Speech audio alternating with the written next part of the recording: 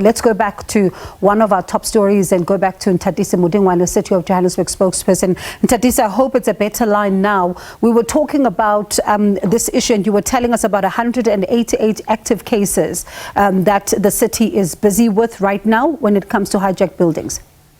Yes.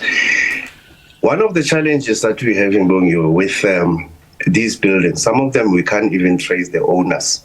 The owners are either not in the country and so forth. One of the things that we proposed that the council has approved is that in such cases where we can prove in the court of law that we've tried to raise these individuals and we are not winning, we're going to expropriate some of those properties and refurbish them for low cost housing opportunities for residents of Johannesburg. Mm-hmm. The other issue is that, especially with the derelict buildings, is that if people get evicted, the city is compelled by the law to provide temporary emergency accommodation, which is not readily available as we speak.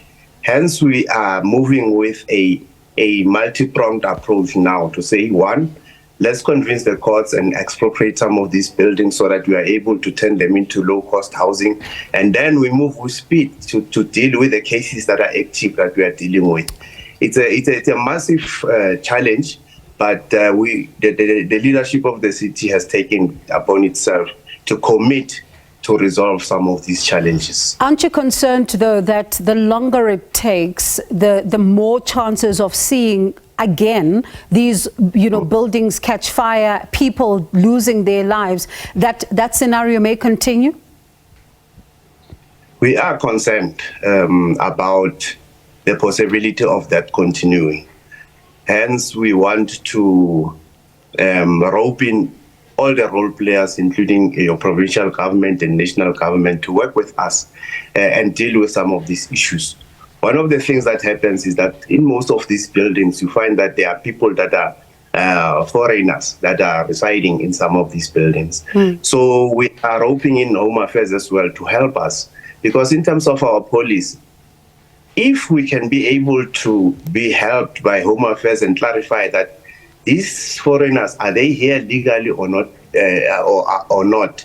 If they are here illegally, we are not compelled to provide them any alternative accommodation. So it will go a long way to speeding up the processes that we need to roll out in terms of saving their lives and preventing the incidents of this nature.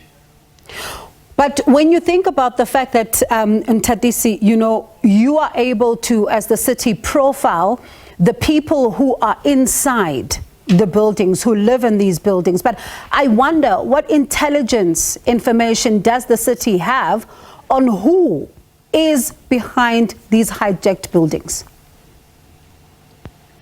A lot of work has been done in that space because you must remember that as a city, we do not have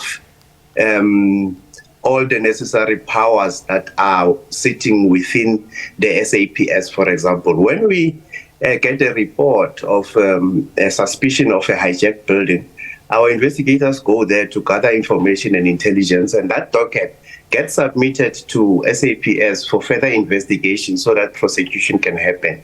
There are instances where certain properties that were hijacked have been returned to their rightful owners, which is one of the things that we think is progressive.